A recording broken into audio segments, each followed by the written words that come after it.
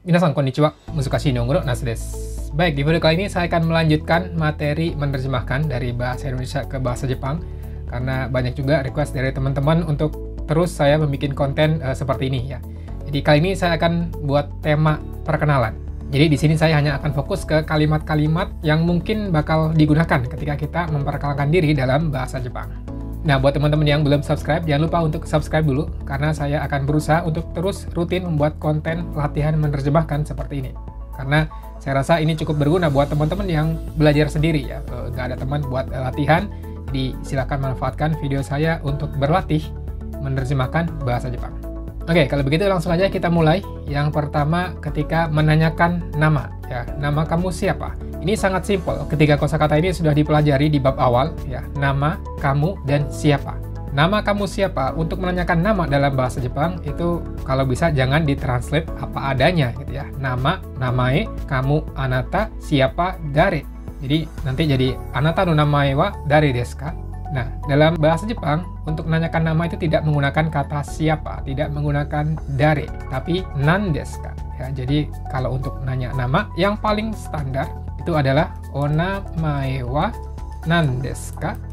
Onamae wa nan desu ka? Ini yang paling standar, paling simple ya, menggunakan kata namae dan nan desu ka. Tapi saya sendiri mungkin bisa dibilang jarang menggunakan yang ini. Ada satu lagi yang biasanya sering saya gunakan untuk menanyakan nama orang lain, yaitu onamae wa nan to iimasu ka? Oke, di sini saya menggunakan kanji supaya teman-teman juga bisa sambil mempelajari huruf kanjinya ya, supaya ingat karena kanji harus sering dilihat ya, selain harus sering ditulis juga. Nah, ini adalah cara untuk menanyakan nama yang lebih sopan daripada onamae wa nan desu ka? Secara makna sama saja ya, untuk nanya nama kamu siapa kalau dalam bahasa Indonesianya seperti itu. Berikutnya untuk menjawab. Misalnya nama saya Yogi. Ya, ini sih saya rasa semuanya bisa ya. Yogi Nuguraha des misalnya ya. Yogi Nuguraha des. Satu lagi kalau ditanya onamae wa nan to iimasu ka? Menggunakan kata to iimasu ka? Jadi Yogi Nuguraha to iimasu. Ya, Yogi Nuguraha to iimasu. Jadi sama saja ya, mau pakai Yogi Nugraha desu, Yogi Nugraha to iimasu. Berikutnya kalau untuk panggilan ya, misalnya mau bilang kamu bisa panggil saya Yogi. Ya, umumnya yang paling dasar, yang paling basic bisa menggunakan silakan panggil saya Yogi. Misalnya Yogi to yonde kudasai. Ya, jadi Yogi to yonde kudasai itu artinya silakan panggil saya Yogi. Ya, ini pola te kudasai untuk meminta tolong atau memerintah gitu ya, mempersilahkan juga bisa. Yogi to yonde kudasai. Berikutnya, kamu berasal dari mana? Nanyain asal. Yang pertama yang paling simple pakai karakimashita. Dochira karakimashita ka? Ya, ini dochira karakimashita ka? Itu nanya kamu dari mana, atau kalau pakai doko juga boleh, tapi dochira lebih sopan daripada doko karakimashita ka? Ada satu lagi menggunakan kata shushin, tapi kata shushin ini belum muncul di Minna no Nihongo 1 ya. Jadi shushin wa dochira desu ka? Shushin ini artinya asalnya ya. Asalnya kamu dari mana? Jadi mau pakai dochira karakimashita ka? Shushin wa dochira desu ka? Nah, ini bacanya shushin.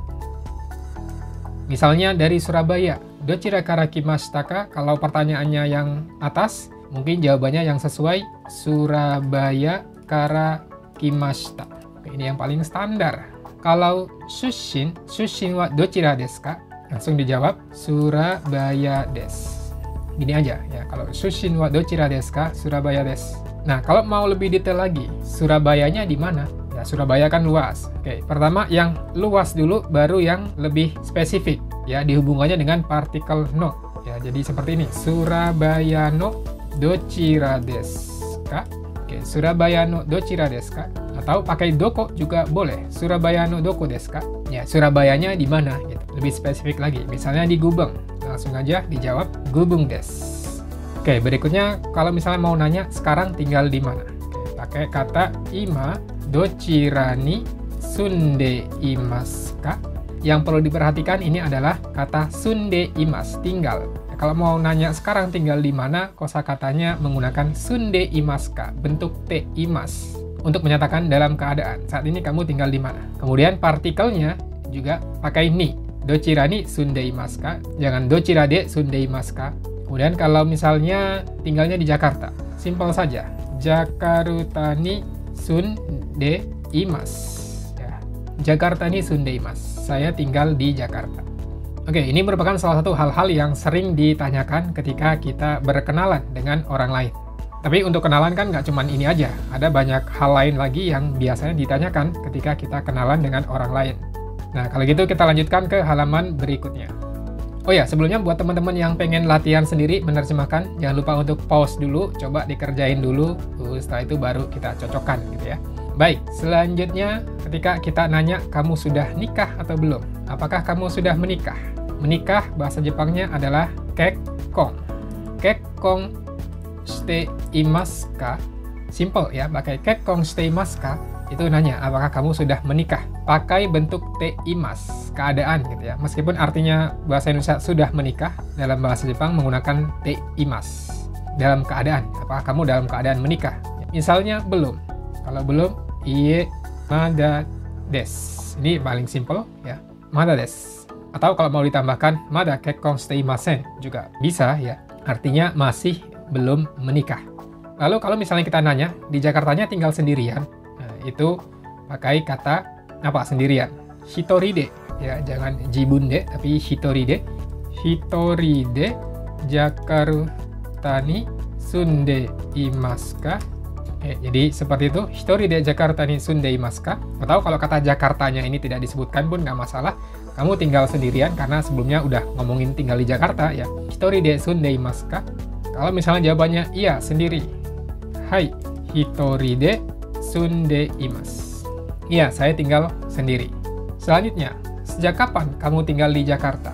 Kata tanyanya yang digunakan adalah itsu, kapan?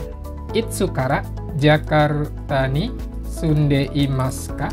Oke, sekali lagi kata Jakartanya mau disingkat juga boleh. Itsu kara sunde imasu ka? Misalnya dari 3 tahun yang lalu. Dari 3 tahun yang lalu. Jadi harus bisa bilang 3 tahun yang lalu. 3 tahun itu adalah sannen. Ya, jadi sannen yang lalu, mae kara sunde imasu. Ya, jadi sannen mae kara sunde imasu.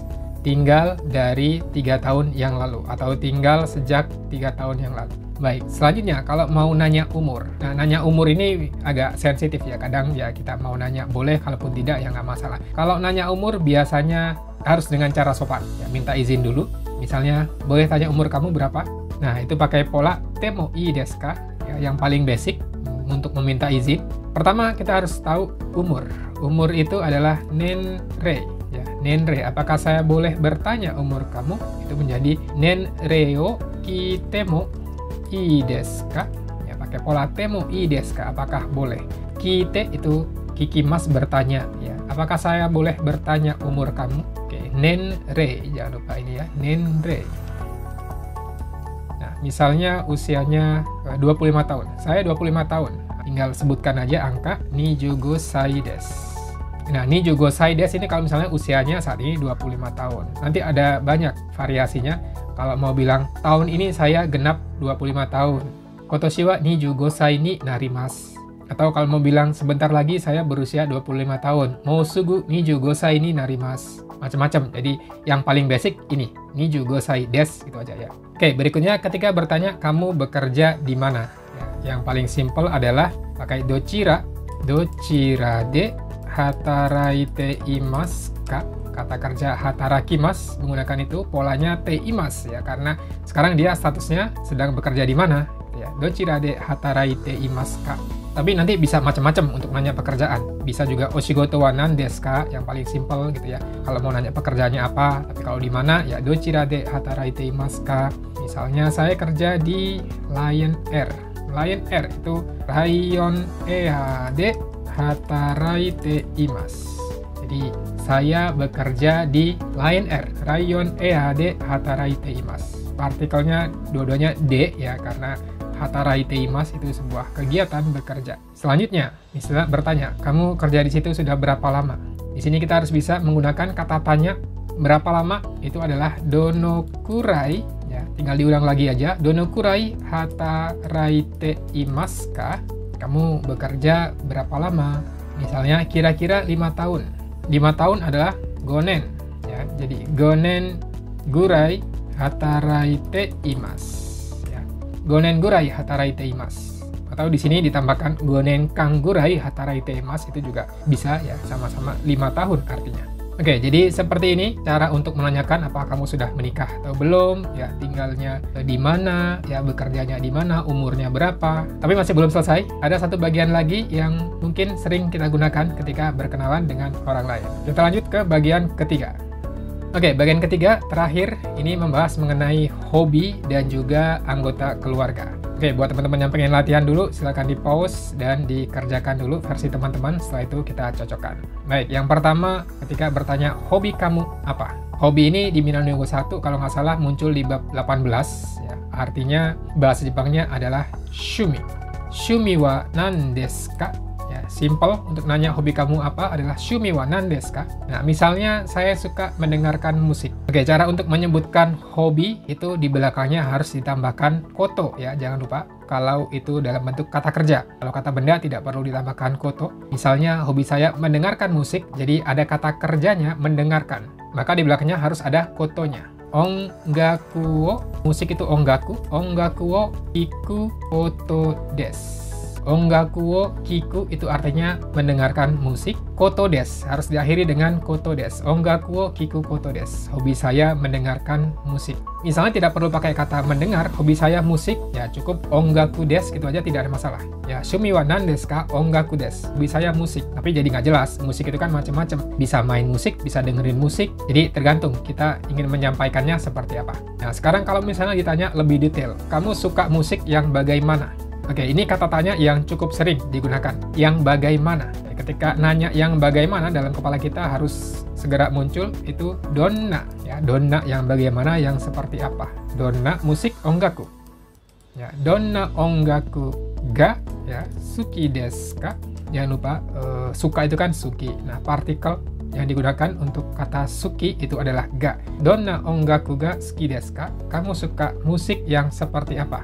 Misalnya, saya suka musik Jepang. Nihon no ongaku ga suki desu. Ya, Nihon no ongaku ga suki desu. Saya suka musik Jepang. Oke, simple ya, ini pola kalimat dasar. Kemudian kalau lebih detail lagi, lagu Jepang yang paling kamu suka apa?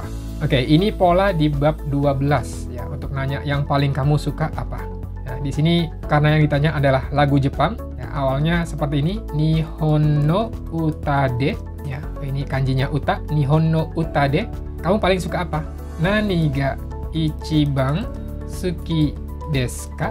Oke, di sini harus ada Nihon no uta de-nya. Jadi di dalam lagu Jepang gitu ya. Jadi kan lagu Jepang itu ada banyak ya, partikelnya yang digunakan adalah de. Nihon no uta de. Itu dari sekian banyak lagu Jepang yang ada, nani ga ichiban suki desu ka? Apa yang paling kamu suka? Ya, jadi misalnya teman-teman belum memahami penggunaan partikel D di sini yang digunakan bersama dengan kata ichiban, bisa dibuka lagi mungkin bukunya di bab 12 ya. Ini penggunaan D bersama dengan kata ichiban. Jadi kalau ada ichiban itu kan artinya paling. Nah, paling ini kan nomor 1 gitu ya. Di antara sekian banyak barang atau hal-hal yang ada di situ. Katakan misalnya lagunya Yoasobi yang judulnya Yoruni Kakeru. Oke, di sini ada kata Yoasobi penyanyinya atau grupnya dan judulnya. Itu ketika kita menggabungkan menjadi sebuah kalimat menjadi Yoasobi no Yoruni Kakeru, ini judulnya ya, ga ichiban suki desu. Ya, jadi bisa seperti ini. Yoasobi no Yoruni Kakeru ga ichiban suki desu. Ya, saya paling suka lagunya Yoasobi ya, yang judulnya Yoruni Kakeru. Oke, seperti ini cara untuk menanyakan hal-hal yang berhubungan dengan hobi. Selanjutnya, untuk anggota keluarga. Misalnya, kamu berapa bersaudara? Di sini kita harus tahu kata saudara itu kyodai. Kyodai, ini saudara. Nah, kalau mau nanya berapa bersaudara, itu nannin kyodai desu ka? Misalnya jawabannya, saya 3 bersaudara. Sannin kyodai desu.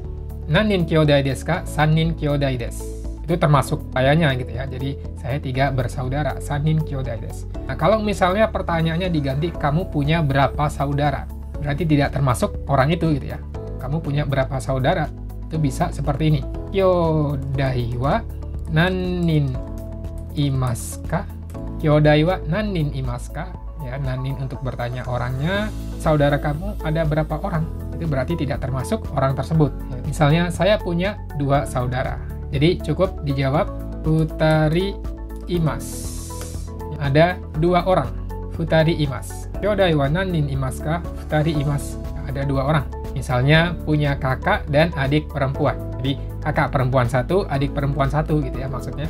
Itu menjadi ane to imoto ga imasu misalnya. Ane to imoto ga imasu. Saya punya 2 saudara, kakak dan adik perempuan. Ane to imoto ga imasu.